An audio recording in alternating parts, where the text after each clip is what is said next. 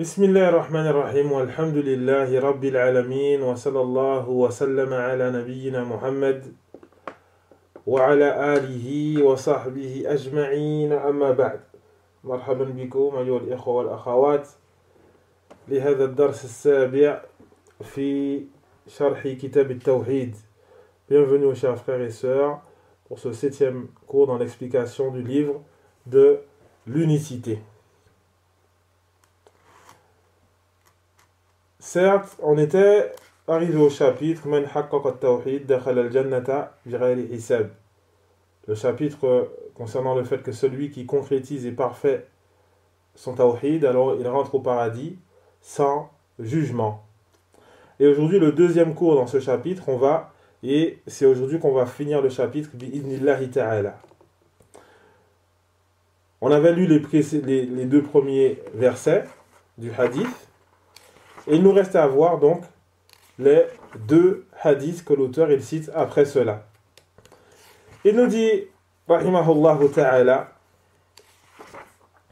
وعن حسين بن عبد الرحمن قال كنت عند سعيد بن جبير فقال أيكم رأى الكوكب الذي انقض البارحة فقلت أنا ثم قلت أما إني لم أكن في صلاة ولكني لدغت قال فما صنعت قلت ارتقيت قال فما حملك على ذلك قلت حديث حدثناه الشعبي. Selon Hussein ibn Abdurrahman qui dit j'étais auprès de Saïd ibn Jubayr, et donc ces deux, donc ici Hussein ibn Abdurrahman qui fait partie des tabi'in, Hussein ibn Abdurrahman qui fait partie des tabi'in, et Saïd ibn Jubayr qui fait partie aussi donc des tabi'in, il fait partie des grands élèves d'Ibn Abbas radiyallahu anhuma. Et donc il était chez Saïd ibn Jubayr et il dit donc lequel d'entre vous a vu l'astre qui est tombé la nuit dernière, c'est-à-dire l'étoile filante. Lequel d'entre vous a vu l'étoile filante la nuit dernière? Il dit, moi je l'ai vu, cependant, je n'étais pas en train de prier. Mais j'ai été piqué. Il se peut donc piquer par un scorpion ou une autre bête qui a un poison. Quand la femme s'en a, il lui a répondu, donc, qu'as-tu fait? Il a dit, j'ai demandé qu'on me fasse une ruqya. Ici, c'est cité irtaqait. Irtaqait, c'est-à-dire, donc, on m'a fait une ruqya. Mais dans une autre narration, il est stipulé, on m'a demandé, j'ai demandé à ce qu'on me fasse une ruqya. Istarqait. Il lui a dit, et qu'est-ce qui t'a poussé à faire cela? Qu'est-ce qui t'a poussé à faire une ruqya? Il dit donc, un hadith que nous a rapporté Al-Sha'bi. Un hadith que nous a rapporté Al-Sha'bi. Alors, Hussein ibn Abdurrahman, donc, Saïd ibn Jubayr, il dit donc à Hussein, il lui dit, وَمَا حَدَّثَكُمْ? Et qu'est-ce que Sha'bi vous a cité comme hadith? Alors, Hussein, il dit, حَدَّثَنَا عَنْ مُرَيْدَةَ بْنِ الْحُسَيْنِ أَنَّهُ قَالَ لَا رُقْيَةَ إِلَّا مِنْ عَيْنٍ أَوْ حُمَةٍ. Et donc, il nous a rapporté, selon Burayda ibn al-Husayb, qui nous dit qu'il n'y a pas de ruqya. On ne pratique la ruqya que pour le mauvais œil et pour donc le poison, la piqûre empoisonnée. Alors là, Saïd ibn Jubayr, il a répondu à Hussein ibn Abdurrahman en disant, certes, celui qui se suffit de ce qu'il a entendu a bien fait. Celui qui se suffit de ce qu'il a entendu a bien fait. Le hadith, il est long. Concrètement, ici, on a vu qu'une partie du hadith, mais on va s'arrêter déjà là pour voir les différentes leçons qu'on peut tirer de ce hadith. Premièrement, donc, il y a ici, dans ce hadith, l'importance que les compagnons, ou l'importance que les tabi'in, ils accordaient à al-ikhlas. À al-ikhlas, le fait d'accorder à Allah tabaraka wa ta'ala un culte exclusif. Et dans cela, il y a le fait qu'ils n'aimaient pas qu'on cite d'eux ce qu'ils n'ont pas fait. Hein? Ils n'aiment pas qu'on cite d'eux ce qu'ils n'ont pas fait. La yuhibbuna an yuzkaru bima lam yaf'alu. Ils n'aiment pas cela. Contrairement, et cette caractéristique-là, le fait que quelqu'un aime être cité pour quelque chose qu'elle n'a pas fait, cette caractéristique, concrètement, aux chers frères et sœurs, elle fait partie des caractéristiques des incroyants. Elle fait partie des caractéristiques des incroyants. Allah tabaraka wa ta'ala, dans son livre, il parlait des incroyants. Et il dit « Wa yuhibbuna an yuhmadu bima lam yaf'alu » Et ils aiment qu'on leur fasse des éloges pour ce qu'ils n'ont pas fait. Et donc ici, dans cette histoire, on a Hussein ibn Abd al-Rahman qui s'est fait piquer en pleine nuit. Alors il était debout, il était réveillé. Et certes, donc, lorsque Saïd ibn Jubayr, il a demandé lequel d'entre vous a vu l'étoile filante. Alors Hussein, lorsqu'il répond, il dit moi je l'ai vu.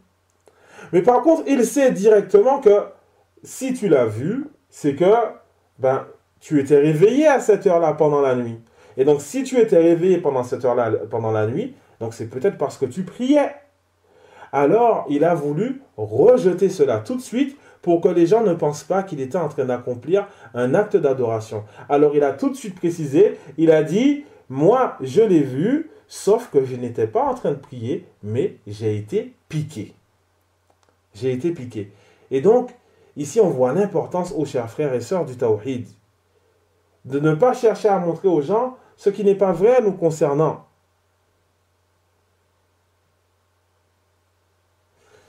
Et certes, Allah tabaraka wa ta'ala nous a ordonné d'être justes dans nos propos. Wa idha qultum fa'dilu. Et lorsque vous dites, alors, soyez justes.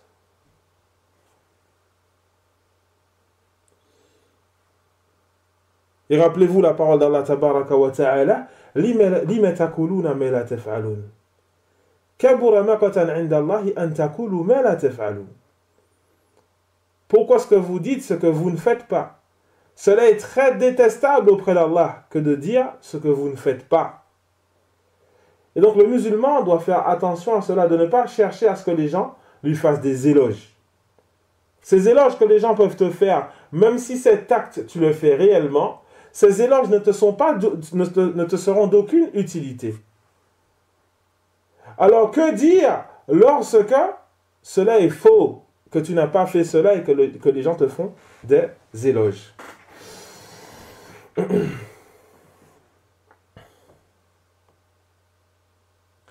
Il y a dans ce hadith aussi l'importance de la preuve. Ahamiyatu ad-dalil. Le fait qu'il est important que quand on fait quelque chose, on le fait avec une preuve. Pourquoi? Parce que Saïd ibn Jubayr, lorsque il a demandé à Hussein ibn Abd al-Rahman, qu'est-ce que tu as fait? Tu as été piqué, alors qu'est-ce que tu as fait? Hussein ibn Abd al-Rahman, il lui a répondu en disant, j'ai demandé qu'on me fasse une ruqya. Alors Saïd ibn Jubayr, il lui a tout de suite dit, wa ma hamalaka ala dhalik? Qu'est-ce qui t'a poussé à faire cela? Qu'est-ce qui t'a amené à faire cela? Quelle est ta preuve? Et donc il est important, chers frères, qu'on comprenne cela dans notre religion, l'importance du dalil, l'importance de la preuve.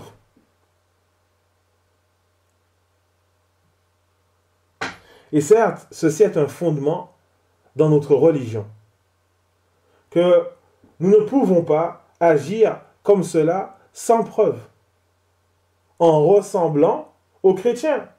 Car ce sont les chrétiens qui agissent sans science, donc sans preuve, sans preuve. Et c'est pour ça qu'ils ont été appelés dans le Coran ad-dallun, les égarés. Et donc nous les musulmans, nous devons d'avancer dans notre pratique religieuse avec les preuves du Coran et de la Sunna.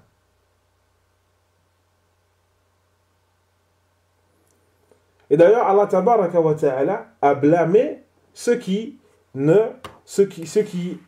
donc n'utilisent pas les preuves, ceux qui avancent et œuvrent sans preuve, comme il a blâmé les chrétiens et d'autres. Lorsque Allah tabaraka wa ta'ala, il nous stipule qu'il n'utilise que des conjectures. ذَلِكَ مَبْلَغُهُم مِّنَ الْعِلْمِ إِن يَتَّبِعُونَ إِلَّا الظَّنَّ. Voilà tout ce qu'ils ont de la science. Ils ne font que suivre des conjectures. Il se peut que, il se peut que, il se peut que, il se peut que. Non, ne cherche pas, il se peut que. Cherche la preuve. Le prophète sallallahu alayhi wa sallam qui nous dit Sallu kama ra'aytumuni usalli. Priez comme vous m'avez vu prier. Et donc nous devons, aux chers frères, de faire attention à cela. Tu n'as pas vu le prophète sallallahu alayhi wa sallam prier, mais les compagnons l'ont vu prier. Ils t'ont décrit comment il priait.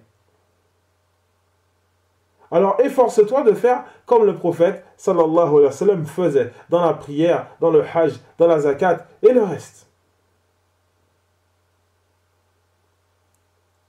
Et donc il y a dans cette parole de Saïd ibn Jubayr l'importance de la preuve et aussi le fait qu'il n'est pas blâmable de demander la preuve. Certaines personnes, ils pensent que lorsque tu demandes une preuve à un cheikh, ils se disent que c'est un manque de respect. Non, ce n'est pas un manque de respect. Nous devons demander la preuve. Ça, c'est vraiment important. Et ensuite, et donc il dit فَمَا حَمَلَكَ عَلَى ذَلِكَ قُلْتُ حَدِيثٌ حَدَّثَنَاهُ الشَّعْبِي. Et donc, à ce moment-là, donc Hussein ibn Abd al-Rahman, il dit, c'est un hadith que Sha'bi nous a rapporté. Est-ce que ça s'arrête là? Non. Il lui demande, وَمَا حَدَّثَكُمْ. Et qu'est-ce qu'il vous a rapporté? Quel est ce hadith? L'importance de la preuve, ô chers frères, ça ne s'arrête pas là. Dis-moi quel est ce hadith. Dis-moi quelle est cette preuve. Parce que les gens de la sunna sont accrochés à la preuve. Allah tabaraka wa ta'ala qui nous dit Qul hatu burhanakum in kuntum sadiqin. Dites, ramenez votre preuve si vous êtes véridique. Alors à ce moment-là, Hussein ibn Abd al-Rahman, il cite le hadith. Il dit Hadithun haddathana Naam. Il dit donc Haddathana an Buraydata ibn al-Husayb. Et donc il nous a rapporté selon, donc Sha'bi nous a rapporté selon Burayda ibn al-Husayb qui dit La ruqyata illa min aynin aw huma. Et donc Burayda ibn al-Husayb, c'est un compagnon du prophète sallallahu alayhi wa sallam. Ici, ce compagnon qui nous dit on ne pratique la ruqya que pour le mauvais œil ou un poison. On ne pratique la ruqya que pour le mauvais œil ou donc une piqûre ou un empoisonnement. Ici, ce hadith, cette parole de Burayda ibn al-Husayb. Il y a d'autres narrations, d'autres chaînes de transmission qui rapportent cette parole jusqu'au prophète sallallahu alayhi wa sallam. Et donc, il n'y a pas de problème en cela. Ceci est une parole du prophète sallallahu alayhi wa sallam. Et donc, ici, on a Hussein ibn Abd al-Rahman qui a cité sa preuve. Il a fait une ruqya parce qu'il s'est fait piquer. On lui a demandé quelle est ta preuve. Il a cité sa preuve. Et donc, qu'est-ce qu'il répond à cela, Saïd ibn Jubayr? Il répond en disant Qad ahsana man intaha ila ma sami'a. Celui qui se suffit de ce qu'il a entendu a certes bien fait. Allahu Akbar. Allahu Akbar. أيها الإخوة في هذا أهمية العمل بالعلم. Il y a dans cela, ô chers frères et sœurs, l'importance d'œuvrer avec la science. Ça y est, tu as la science, tu œuvres avec. Et donc ici, Saïd ibn Jubayr, il fait l'éloge de Hussein ibn Abd al-Rahman en lui disant, certes, celui qui agit avec ce qu'il sait a bien fait. A bien fait celui qui agit avec ce qu'il sait, ce qu'il a entendu, la science qu'il a. Il a bien fait. Et donc ici, son acte n'est pas blâmable. Pourquoi? Parce qu'il a agi avec ce qu'il savait. Contrairement à certaines personnes qui vont agir avec toute ignorance. Ils ne savent pas et ils font. Tu leur demandes pourquoi tu fais, Allahu A'lam. J'ai vu un tel faire, je fais comme lui. Non, ce n'est pas comme ça. Il est important de ne pas suivre les gens aveuglément. Rappelez-vous l'épreuve de la tombe. Lorsque les anges diront à cette personne dans la tombe, Man Rabbuk, qui est ton Seigneur?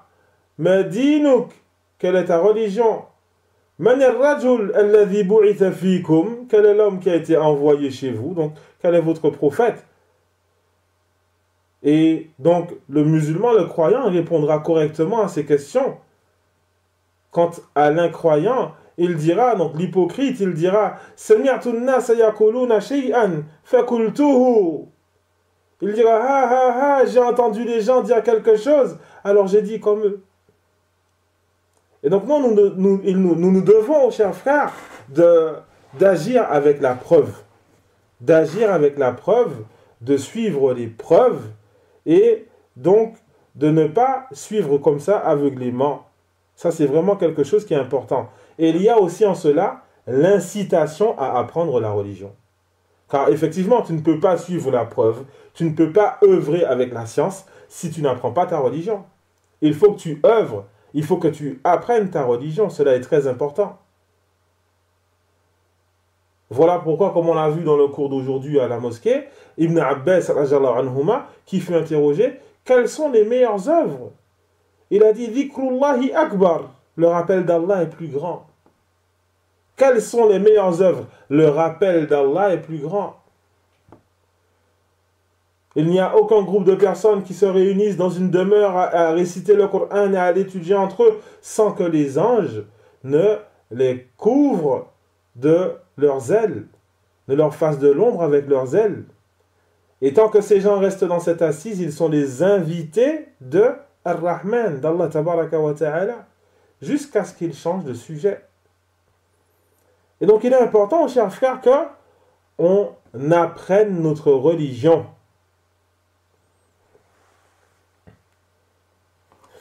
Et donc, ici, Saïd ibn Jubayr, il a donc dit à Hussein ibn Abd-Rahman, certes, a bien fait celui qui se suffit de ce qu'il a entendu.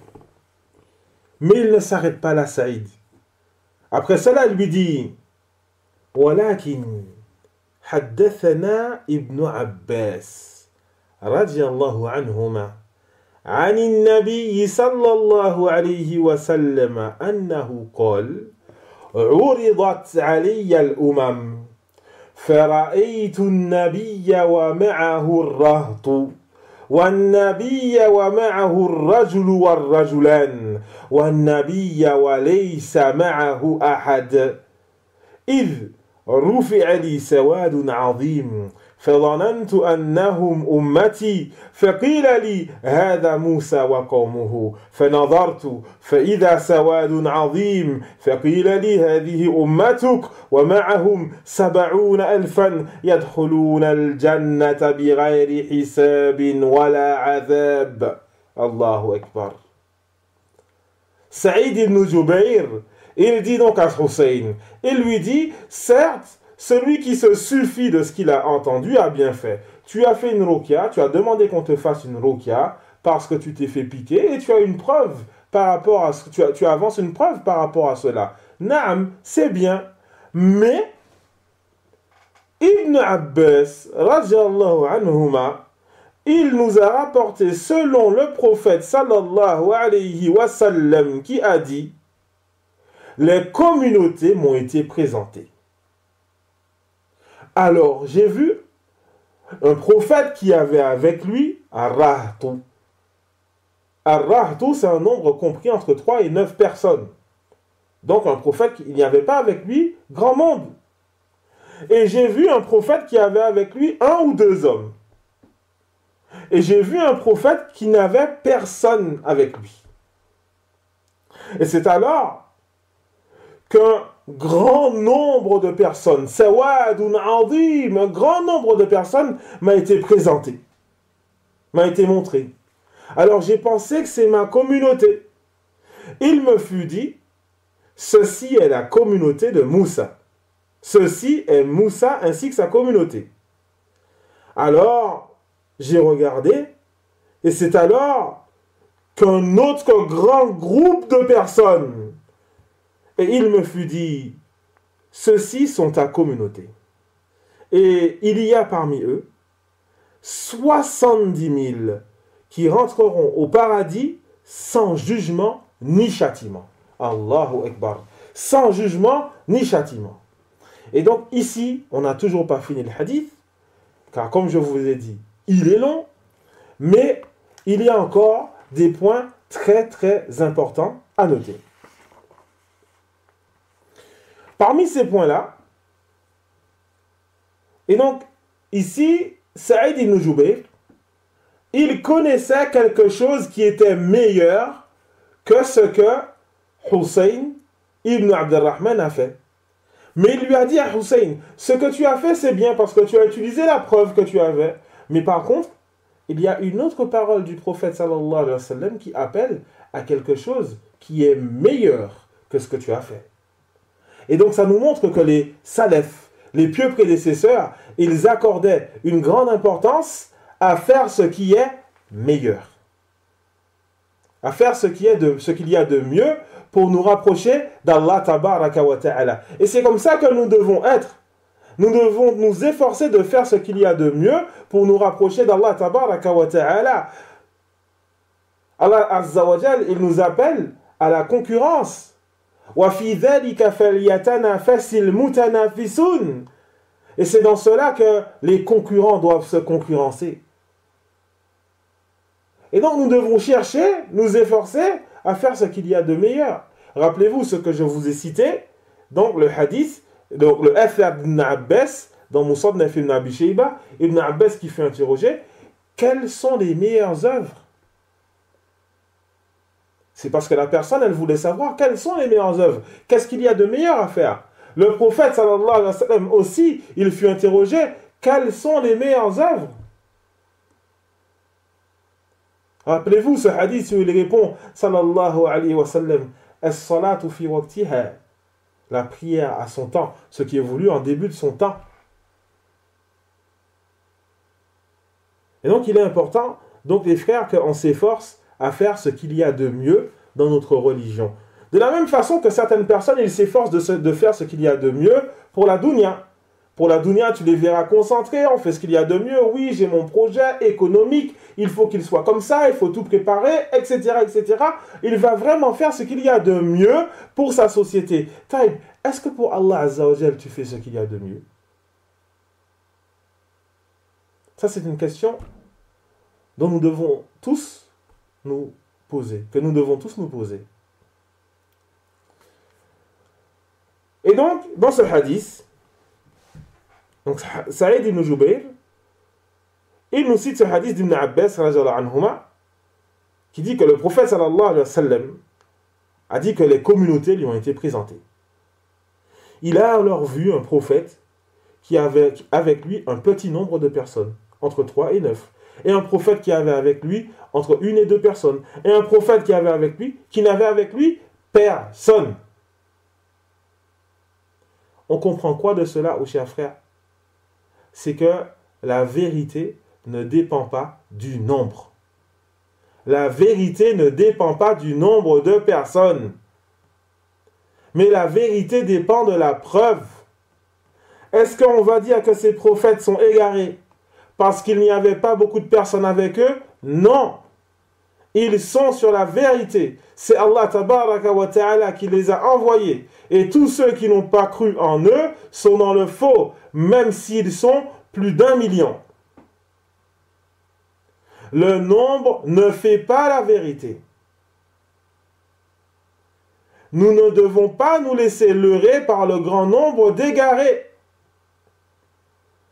Nous ne devons pas nous laisser leurrer par le grand nombre de personnes qui s'accrochent au faux. Allah tabaraka wa ta'ala qui dit wa in tuti' akthara man fil ard yudilluka an sabilillah. Si tu suis la majeure partie de ceux qui sont sur la terre, ils t'égareront de la voie d'Allah. In yattabi'una illa dhann. Ils ne font que suivre les conjectures. Et donc, il est important, chers frères, qu'on s'accroche aux preuves et on ne cherche pas « Ah, mais c'est vrai, on n'est pas nombreux. Ah, c'est peut-être qu'on est égaré. » Non. Ce n'est pas le nombre qui fait la preuve. Ce n'est pas le nombre qui fait que tu es sur la vérité, mais c'est la preuve. Rappelle-toi cette parole d'Ibn Mas'ud, radiyallahu anhu, Al-jama'a man kana ala al-haq, wa law kunta wahdak. La jama'a, c'est celui qui est sur la vérité, même si tu es seul. Même si tu es seul.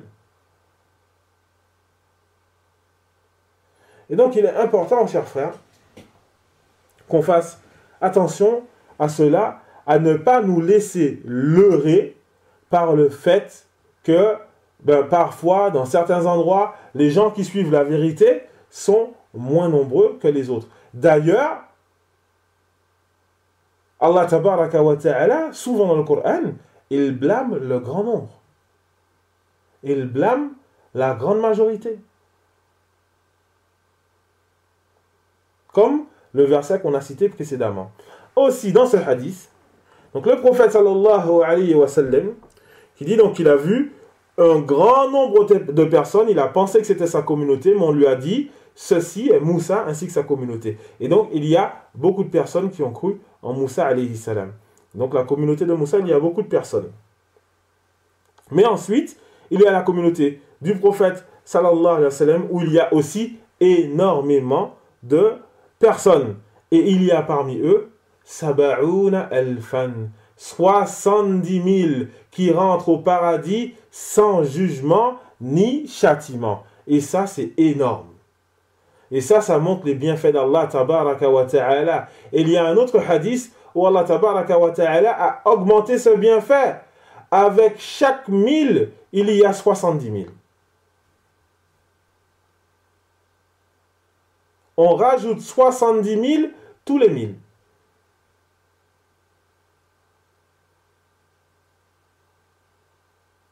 C'est énorme. C'est énorme.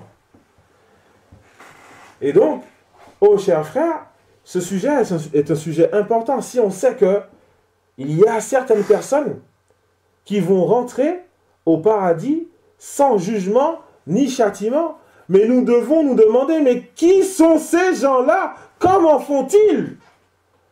Certaines personnes ne cherchent pas à savoir qui sont ces gens-là, qu'est-ce qu'ils ont fait pour rentrer au paradis sans jugement ni châtiment. Je le veux. Et c'est là qu'on a la suite du hadith.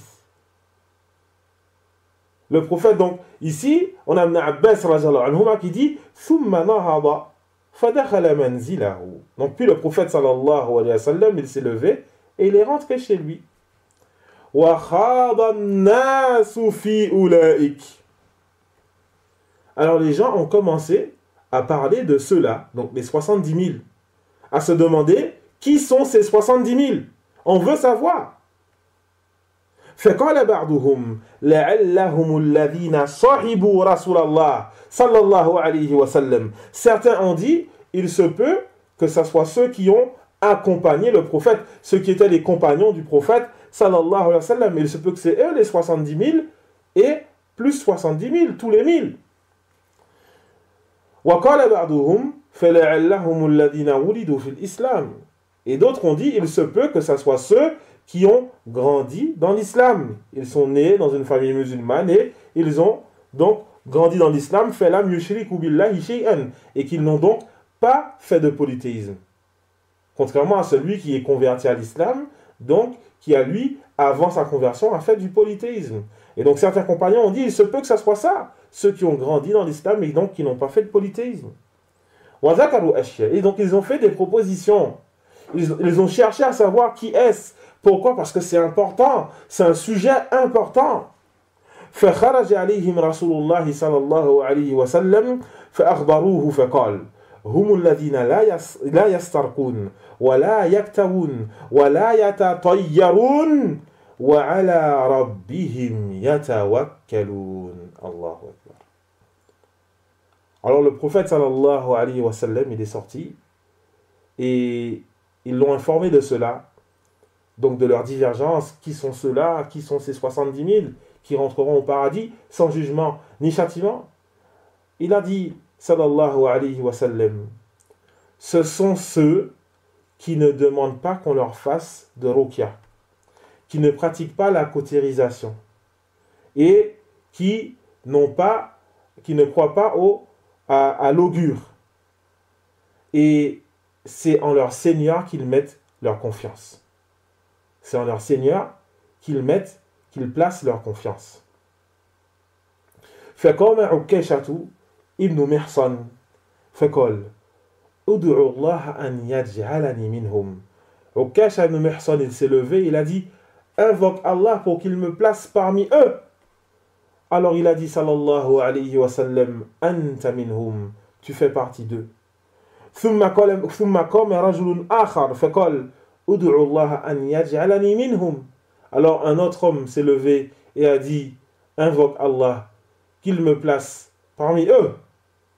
Alors il a dit sallallahu alayhi wa sallam sabaqaka biha Ukasha. Ukasha t'a précédé par cette demande. C'est bon. Et donc, aux chers frères et sœurs, il y a énormément de points importants à voir dans ce hadith. Ce hadith, il est long, j'ai résumé. C'est-à-dire que le hadith, on l'a vu entièrement, mais il y a des points qu'on n'a pas beaucoup détaillés afin de se concentrer sur l'essentiel.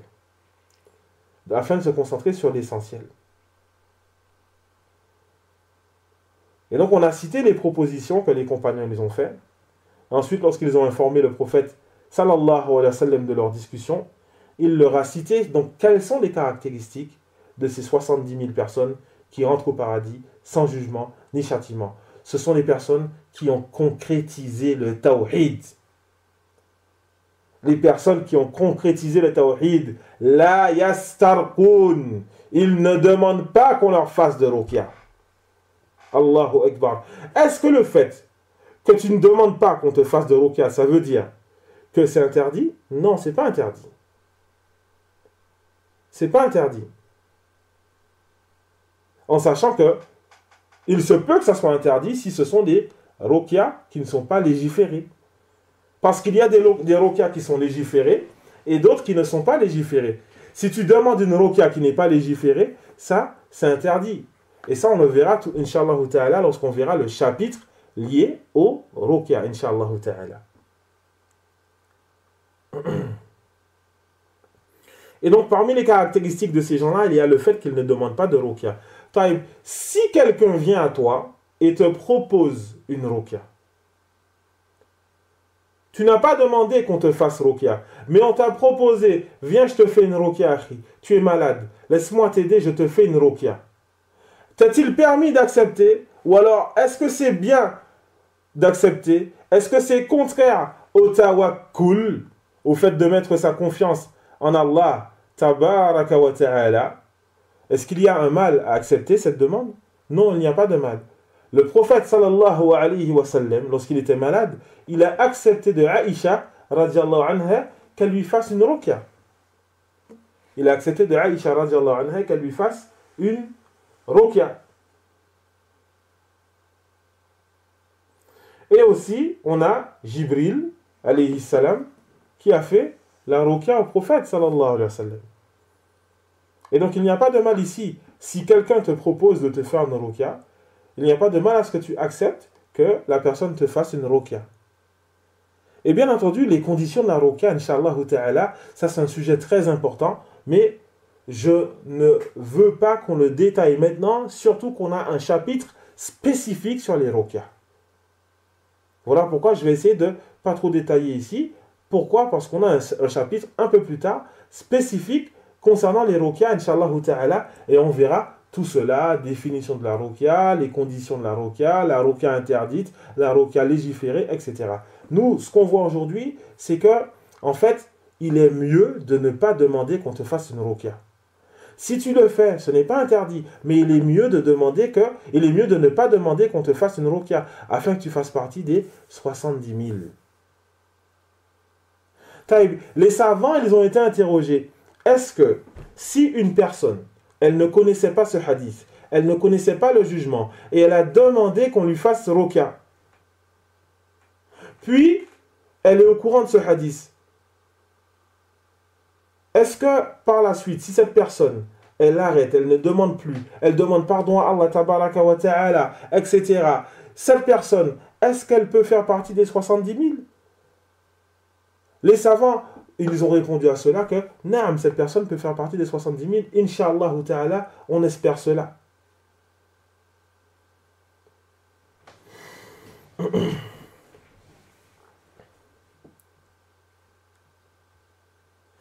Et donc, il y a dans ce hadith aussi le fait que ces gens-là ne pratiquent pas la cautérisation, le fait que ces gens-là non plus ne croient pas à l'augure. Et cela, on le verra aussi dans les détails, Inch'Allah ta'ala. Et donc, ces gens-là, en réalité, qu'est-ce qu'ils ont comme caractéristique énorme? Eh bien, c'est ce que le prophète, sallallahu alayhi wa sallam, il cite à la fin. Il nous dit, وَعَلَى رَبِّهِمْ يَتَوَكَّلُونَ. Et c'est en leur Seigneur qu'ils mettent leur confiance. Subhanallah. Les frères, on a beau dire aux frères, faites la hijra, faites la hijra, faites la hijra.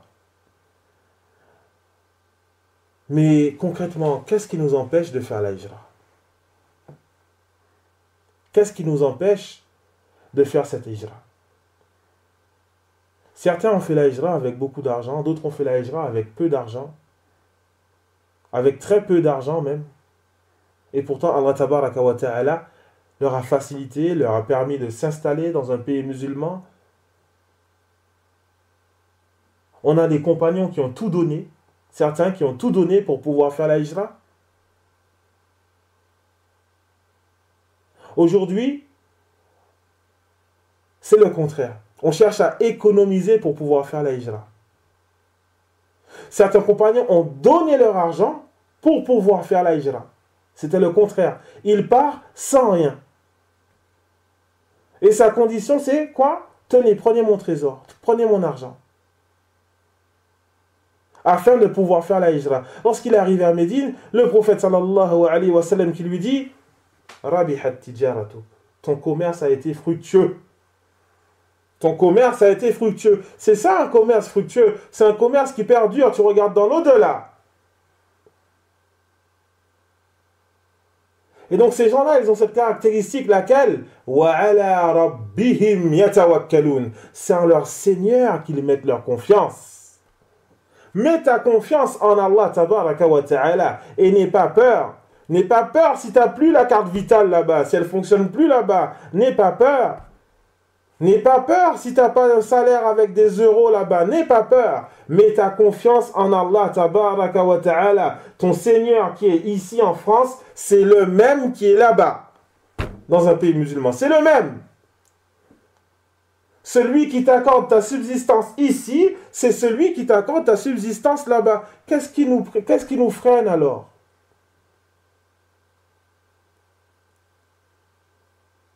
وَعَلَى رَبِّهِمْ يَتَوَكَّلُونَ. C'est en leur Seigneur qu'ils mettent leur confiance. Allah tabaraka wa ta'ala dans son livre, combien de fois il nous appelle à mettre notre confiance en lui? وَعَلَى اللَّهِ فَتَوَكَّلُوا إِن كُنتُم مُؤْمِنِينَ. Et c'est en Allah que vous devez mettre votre confiance si vous êtes croyant. Et plusieurs versets qui vont dans ce sens. Et donc il est important, mon cher frère, qu'on s'efforce d'avoir cette caractéristique énorme. Le fait de placer notre confiance en Allah tabaraka wa ta'ala. Le fait de concrétiser le tawhid. Celui qui ne place pas sa confiance en Allah tabaraka wa ta'ala n'a pas concrétisé le tawhid. Et c'est pour ça que le prophète, sallallahu alayhi wa sallam, il nous dit là, kuntum tatawakkaluna ala Allahi haqqa tawakkuli li razaqakum kama yarzuqu at-tayr. Si vous mettiez votre confiance en Allah comme il se doit, il vous aurait accordé votre subsistance comme il l'accorde à l'oiseau. Tardu khamisa wa ta'udu bitana. Cet oiseau qui part avec le ventre vide et qui revient avec le ventre plein. Et donc il est important, chers frères, barakallahu fikum, que nous mettions notre confiance, nous placions notre confiance en Allah tabaraka wa ta'ala. وفق الله الجميع لما يحب ويرضى وصلى الله وسلم على نبينا محمد وعلى آله وصحبه أجمعين وجزاكم الله خيرا والسلام عليكم ورحمة الله وبركاته.